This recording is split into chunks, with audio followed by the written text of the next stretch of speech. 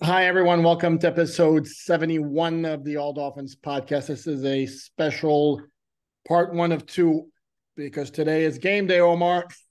Absolutely, game day. This is what we've been building up for since April. The roster has been assembled. Free agents have been signed. Trades have been made. Or drafts, even though it's really, what is it, 2 draft picks left? Drafts have been consummated. And right now, this team is assembled. I think it's a pretty good team, I've always said. And for those who have followed up, hey, wait a minute, where's the player for this episode? You're jumping ahead. You just took my game day comment and just ran with it. All right, give me my player. Okay, Mike Charles, 1983 draft pick, defensive tackle from Syracuse. Didn't necessarily have that noteworthy of a career with the Dolphins. However, he is the answer to a great trivia question, and that trivia question is, if we were to play Jeopardy, who was the player the Miami Dolphins selected in the round after they took Dan Marino with the 27th overall pick in the 1983 draft? Your answer is, what did he play? Mike Charles? Sorry? What did he play? Was a defensive tackle from Syracuse. Okay. All right. I had never heard of that name, but 1983, I was probably in 3rd grade. So that's a good sign. I wasn't a football fan back then. Okay, so there you go. And somebody on social media had actually pointed out Mike Charles, and lo and behold, that's who it was. So now, you're using assistants. That will you acknowledge that you're torquing the bats now? People are helping you out. Oh, people are helping me out every day, but that one I remembered, and there will come a time when I'm going to go to my resource and come up with some names, because at some point it's going to fail. But 71 I had as Mike Charles all along. I have a 72 already planned that I remember very well, because I'm sick enough to actually remember every jersey number of the 1972 starters. So, but that's a disease, and that's for another day, another discussion. Now back to the present. Game day, I'm like you. It's like, man, it's about time. Not that I don't enjoy the whole process of everything that goes into building up to this moment. I think for me is once you get to the final cuts, and those cuts are made, and I love those for the final cuts and the roster formation and all that. Now let's go play a game that counts in the standing. So before we get to that, and I know we talked about the final roster cut, but is there an area where game day you're a little queasy, to quote Joe Philbin? Game day. To quote Joe Philbin, yes. I think you have to go with the offensive line. I mean, I think that's the biggest. And backtracking, it's easy to say, if you look at the tight end position in terms of established veteran and NFL credentials, that's the weakest position in the roster. Okay, that's fine. But the tight end position is not going to play as big a role in determining the outcome of games for the Dolphins as the offensive line. And the fact that Teron Armstead's not in the lineup and Kendall Lamb is starting, and we have confidence in Kendall Lamb, still has to do it, and he's still not Teron Armstead. And then on the other side, both you and I liked what we saw from Austin Jackson during the summer.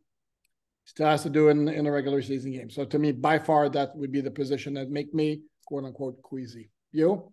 That you didn't even mention Isaiah Wynn over there at left tackle, not really an established left guard, but he is a 40-game starter.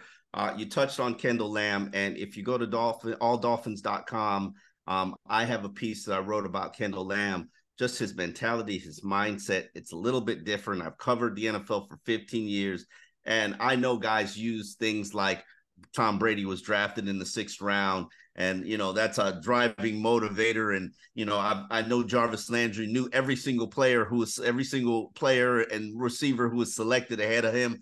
That was a motivator. But here you have Kendall Lamb, a guy from Appalachian State, a guy who's been in the league for 8 years, been a swing tackle, been in the back end of an NFL roster. He'll be starting his 30th game. And if you read that alldolphins.com piece, you'll see that even Mike McDaniel says, hey, his mentality and his mindset is a little bit different, a little bit quirky, but it works for him. By the way, I'm flabbergasted. I didn't know this. I picked up on a nugget. You said Tom Brady was a 6th-round draft pick? No way. Oh, it just kind of kept being brought up every week for 20 years. I was going to say once or 7,000. And by the way, another quick point. If you guys watch the Thursday night game between the Lions and the Chiefs, how many times did they bring up Amon-Ra St. Brown, listing all the wide receivers drafted ahead of him in the draft? And I'm here to point out that is not exactly a once in a lifetime occurrence. A bunch of players do that. Zach Thomas did that with the linebackers in 1996. So it makes for good television and all that, but I don't know if they were trying to portray it as, wow, oh my God, look at the dedication and the chip on his shoulder he has. Not exactly unusual. Yeah, every player lives for those chips on his shoulder. You know what position I'm very curious about for game day today, and we've talked about it leading up to this game, the number 2 back. And we all know who Raheem Mostert is. I expect him to kind of fill in that role as the third down back. I expect him to start the game. I don't think he's going to be a kickoff returner anymore. He's kind of too valuable for that. However, who's going to be that platoon back who comes onto the field, probably starting drives in the second quarter? Is it going to be Savon Ahmed, which that's my guess? Is it going to be the rookie sensation, Devon Achane? Are they going to get him greased up and going? I think he's gonna be active. And then Chris Brown. Do you have all 3 active on this game day roster? No, I don't think they're going to have 4 tailbacks active. I think that's highly unusual. You're like, that's crazy talk. I was trying to be polite. You know me. Okay, so who's not active then? I'm almost inclined to think it's going to be Devon Achane, no matter how great of a rookie sensation he was. Number one, because again, I think Savon Ahmed clearly is the guy for me. I don't even think it's a question. It's the guy who's going to get, if they do any sort of rotation, of 2-back rotation, it's going to be Mostert and Savon Ahmed. Where Chris Brooks helps you and Devon Achane doesn't is in short yardage. If they want to go with a bigger back, they always have the option of going Alec Ingold carrying the ball, which I know you would love. So hold on. You're telling me that the undrafted rookie, yes.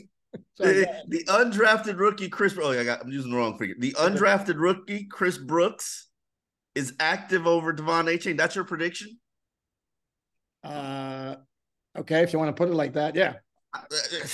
Didn't you just do it? Didn't you just say it? Yeah, it wouldn't surprise me. And also consider the fact that Devon Achane, while he's practiced fully, still had a shoulder injury late in the preseason, which may or may not be any factor whatsoever.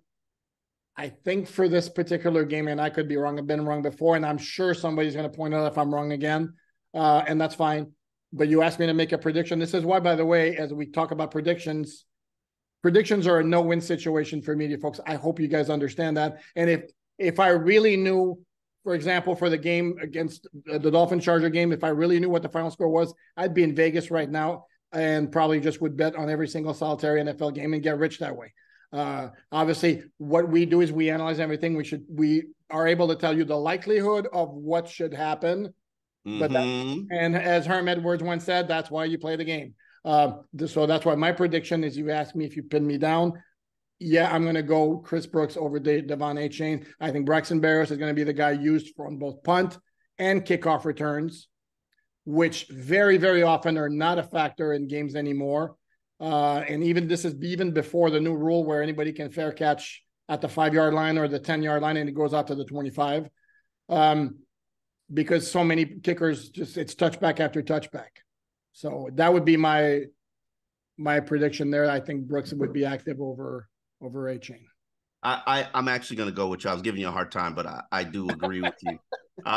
It just from this standpoint, and we've said this, if you've watched this podcast, you listen to this podcast, Savon Ahmed and Devon Achane, they're the same player. They're the identical same player. And one knows the offense, one doesn't know the offense.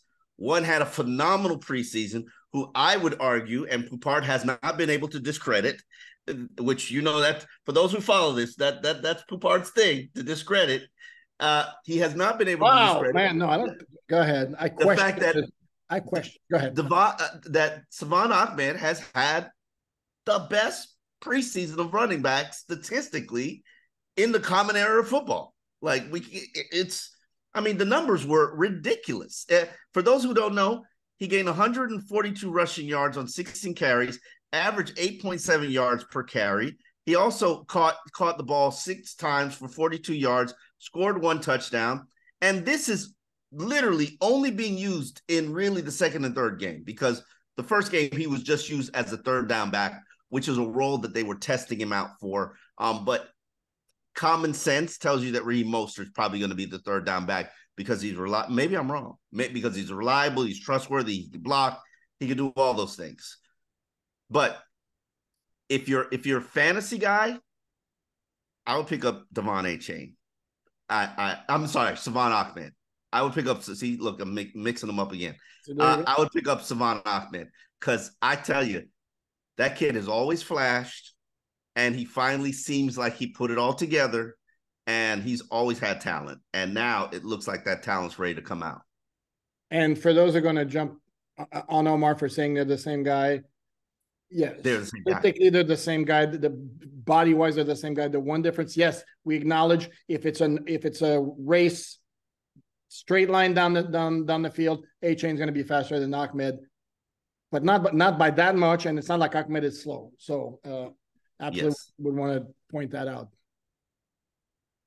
Omar? So we said another area that is going to be critical to this game is that cornerback position. And I'm not just talking about Eli Apple, who's going to be filling in for Jalen Ramsey right now as that. You don't like when I call it the boundary. I call both of them the boundary. You want me to call it the outside cornerback position.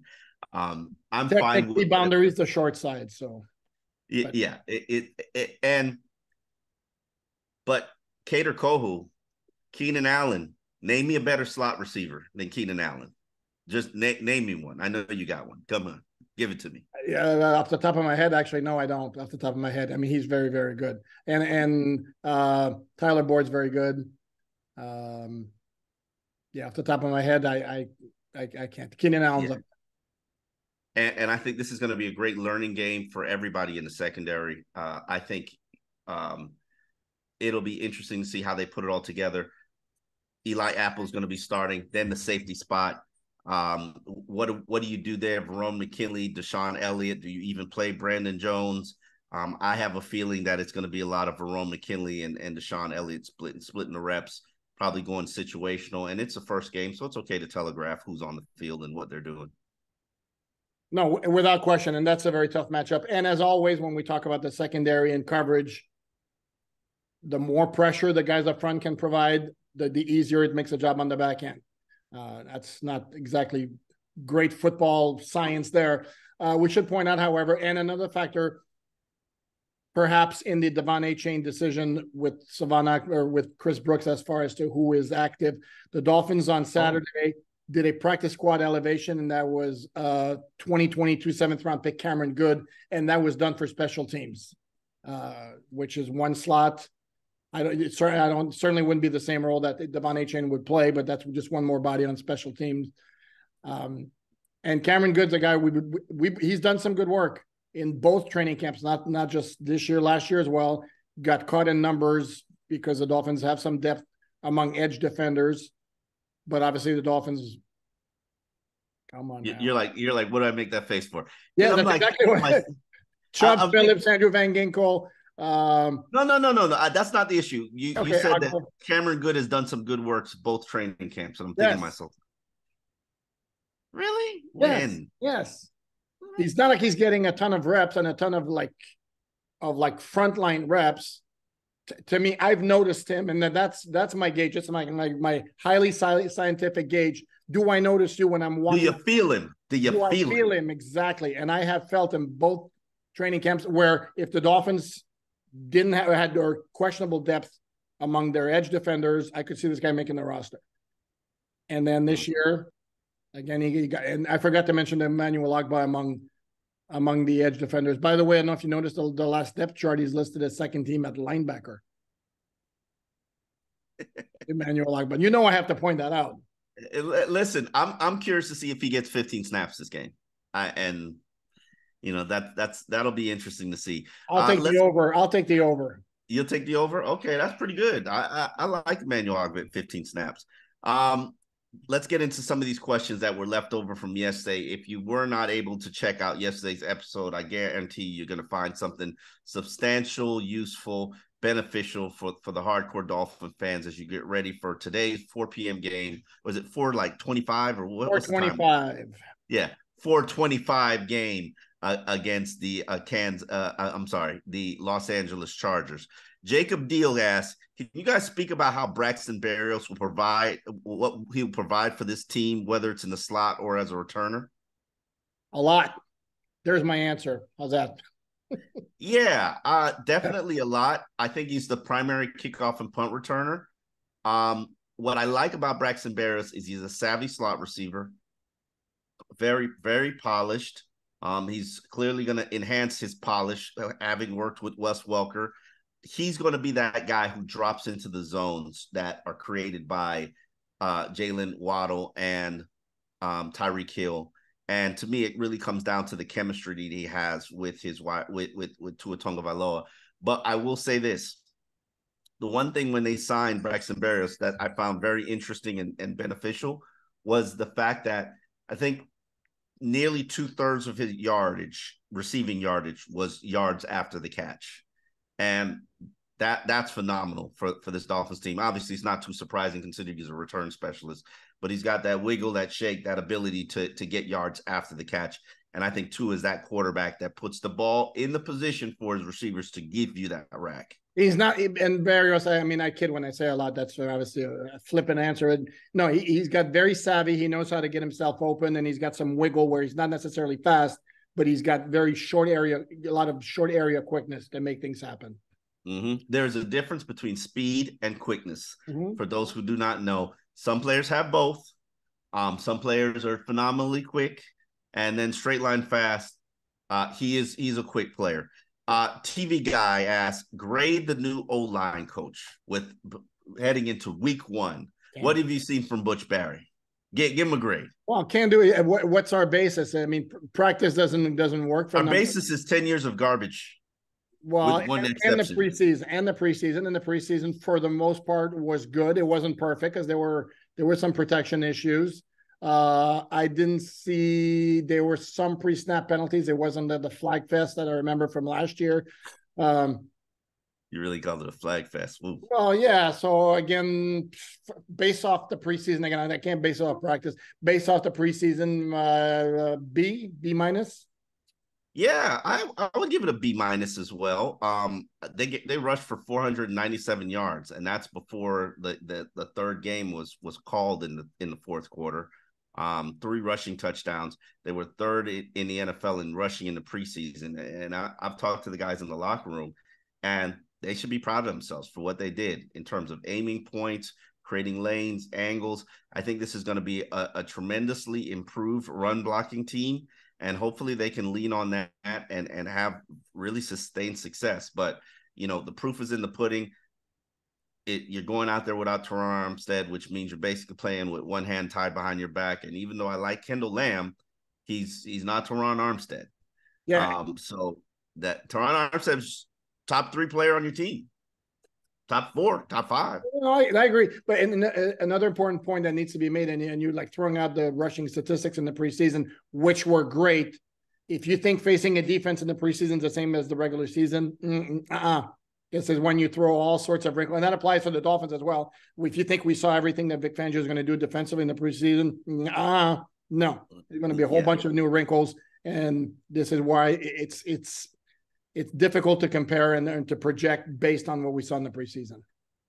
Benny Ramirez asks, what's the key to winning? Potential shortcomings costing us a game? Shortcomings. Shortcomings on this roster would be caliber of wide receiver caliber of QB backups, tight end depth, no Teron Armstead, and really secondary injuries.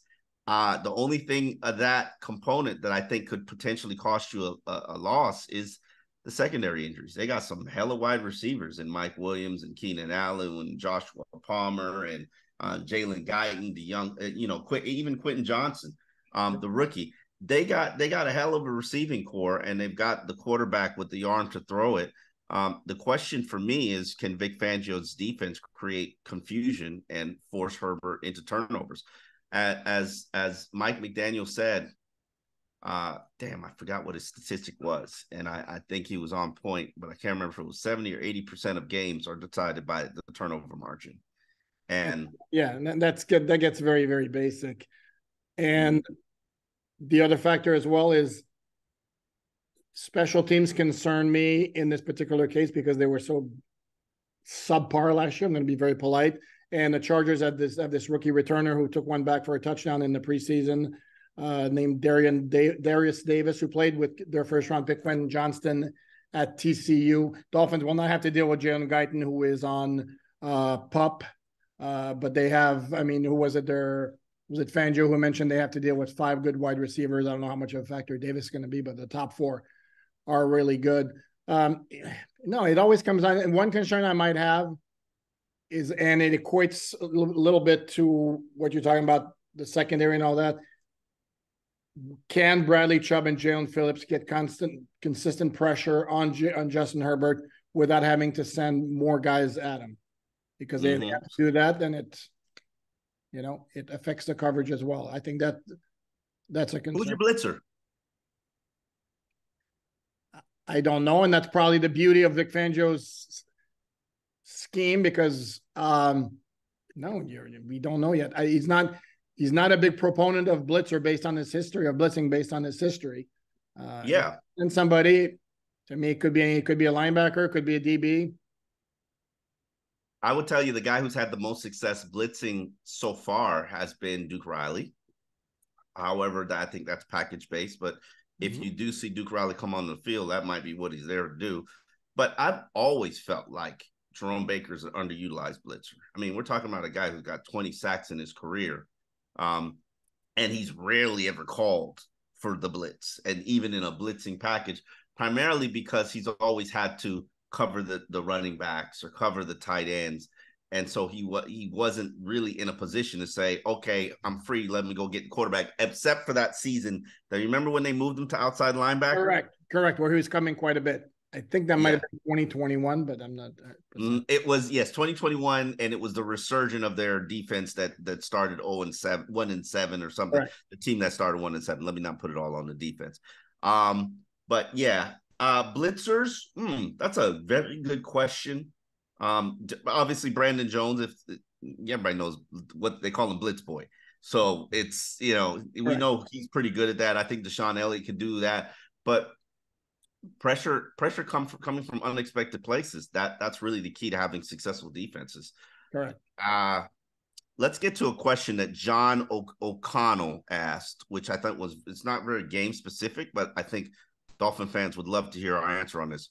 What former player gave you the best interviews and why? I'm going to go back to my default answer because I mentioned it earlier when we did number 63. Mark Dixon was just phenomenal. Why? Because it wasn't football cliches. Excuse me. And he wasn't afraid to be like very introspective. Did a whole story on him back in the day for Dolphin Digest about how much fear motivated him. Like he was petrified of being a failure as an NFL player, even though he was the best offensive lineman on the team at the time, which I thought was very interesting. I'll give you another one also. Ricky Williams. This was an arranged one-on-one, again, when I was at Dolphin Digest. And if you got away from football-specific questions like how important is it to establish the running game? Yes. Ricky would talk to you about anything but football. Correct, and he was great. I mean, this is what a time he had come back from playing in Toronto. So touched on that a little bit. Touched on the other again. And if I never hear the question again, how important is establishing the run? I will be a happy camper, because I mean, holy most seriously, how important is it to win the turnover battle? Yes, and yes, those are insanely obvious questions with insanely obvious. No, they're not. Had no patience. No, not in today's football. Today's football fan does not believe in running the football, even though they'll draft a fantasy back, number 1 and number 2. Today's era of fans, they don't respect the run game. They don't believe in the run game. But if you ask a coach, out of 100 times, how many times are you going to get, yes, it's important to establish a running game? Out of 100, how many? Every coach's top priorities: don't turn over the ball, establish the run, stop the run. Convert on third down. Yeah. It's the same blueprint that you need to win games, and 2 of them are run game specific. And anyway, if I may, spoiler alert, or little nugget here. This is why you will never see on alldolphins.com myself. If you want to do it, by all means, Omar, do it. You will never see me write a story about keys to the game. I like keys to the game Because though, the keys to the game are always the same. What I will do is I can do sometimes either matchups to watch or players to be concerned about. Yeah. That's different to me, keys to the game, because it's always win the turnover battle, convert on third down. I mean, stuff like that. Yeah, there are key matchups. Key matchups that you got Joey Bosa on Kendall Lamb. Correct. You got Keenan Allen on Hater Kohu. Kader Kohu. And then I'll give you the Tyreek Hill on Asante Samuel when Tyreek goes in the slot. That's a big matchup right there because Asante's a very good polished cornerback. And I think Tyreek does his best damage in the slot. But anyway, let me answer my question. Samuel doesn't have, I'm sorry, Asante Samuel doesn't have the speed to keep up with Tyreek. If they match him up one-on-one in the slot, I send Tyreek deep every time, and good luck keeping up from with the him. Slot. Then you line them up against a safety. I hear what you're saying. It's going to be a very. I'm curious what that chess match is going to look like, because I think Asante is one of the better slot receivers in the game. To answer the question, John's question, who is my favorite player to give interviews? I don't know if it ever translated in quotes or stories, but I was a very big fan of talking to Brian Hartline because, and let me explain why. If there were things that I didn't understand that happened on a Sunday, I would come into the locker room and see Brian on a Wednesday or Thursday, and he would explain them to me. Like, this is why what happened. Matchups. Why I'd go to him and ask him things like, why did this guy fail and this guy succeed in terms of making the roster? Mm-hmm. Brian Hartline was always very insightful and educational, and he helped me learn about the team and the game. And look at him now. He's the offensive coordinator at Ohio State. I've always been, even though I say this all the time and I joke with him all the time, because I used to tell him, you're going to coach. And he'd call me a liar. He'd be like, he'd curse me out. He's like, you're out your mind if you think I'm going to coach. Like, and I'd be like, bro, they're guys that we know and we can see you're destined to coach. Whether you like it or not, it's not something that you choose to do. It's kind of a calling on you.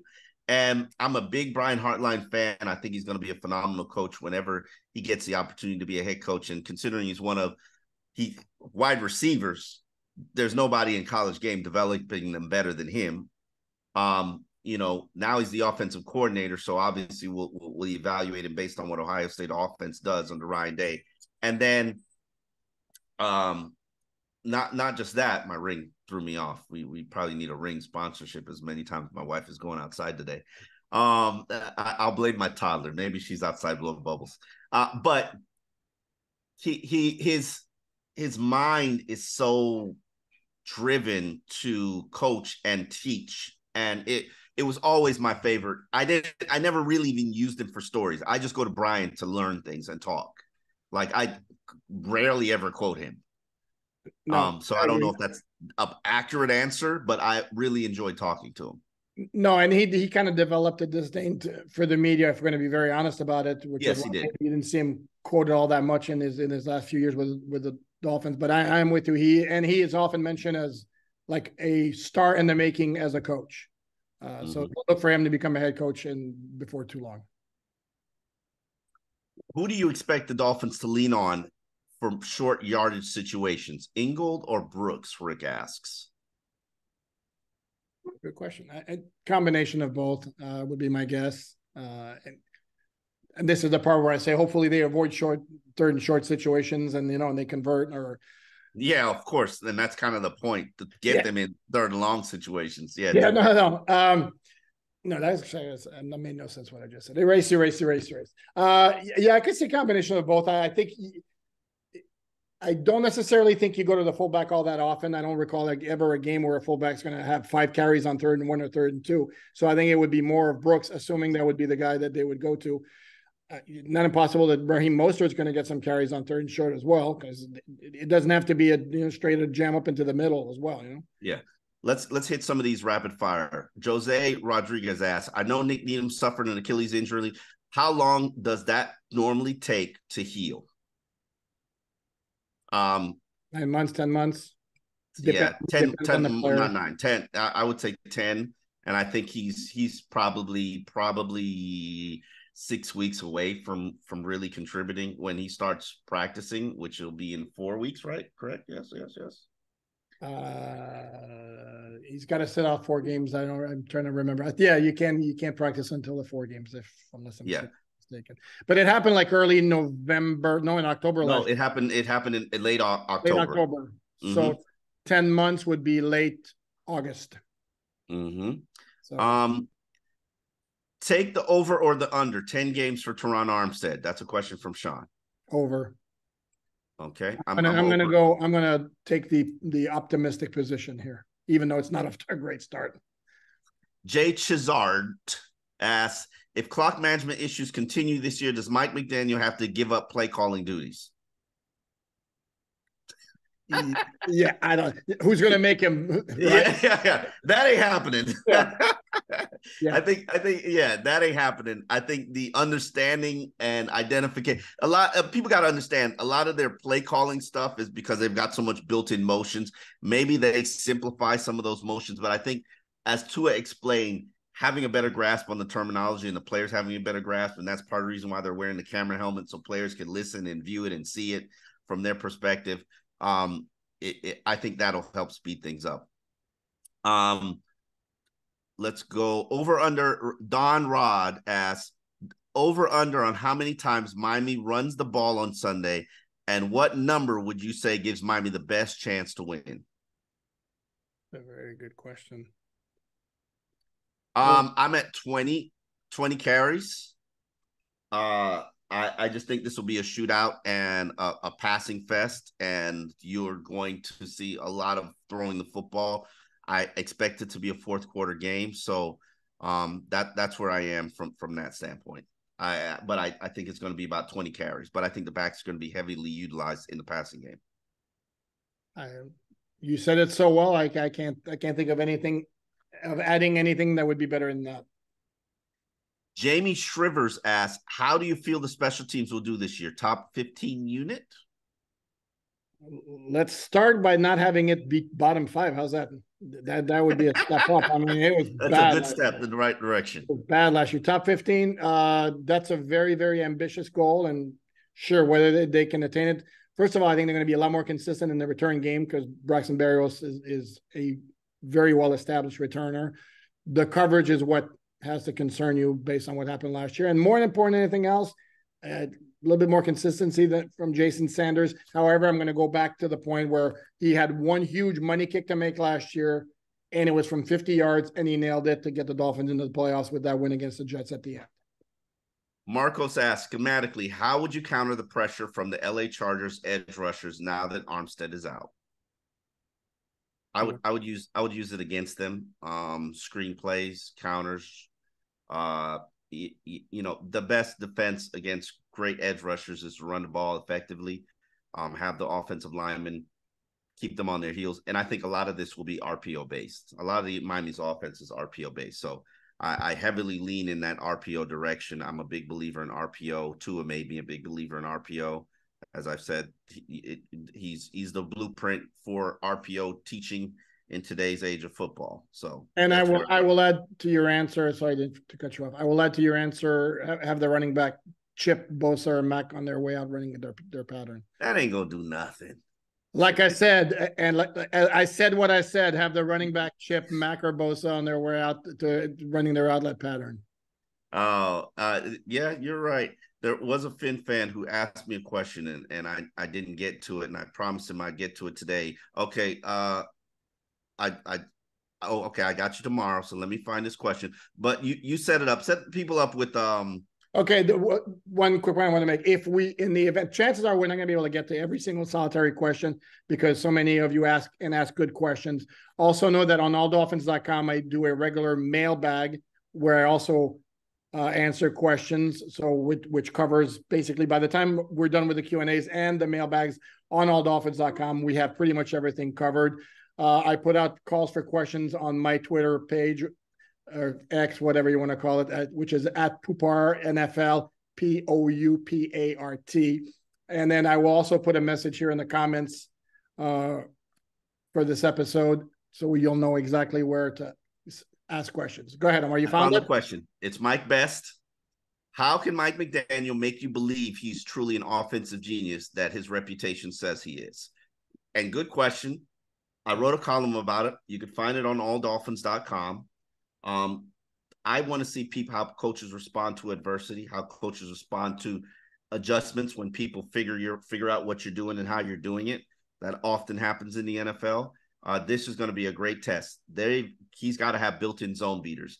And I think practicing against Vic Fangio's defense has helped them create built-in zone beaters where there are certain passes that Tua throws that are outside the number that I would say there might be 3 quarterbacks in the NFL that throw that pass better. And it's you know that pass. I'm not going to say what pass it is, but you know it. Oh, I know exactly what pass you're talking about. Yes, he throws it very well, without question. And I think if that's what the game plan is for the Chargers, you can feast on that pass and all game, and you'll know it when you see it. You will absolutely know it when you see it. Yeah, but it's also it's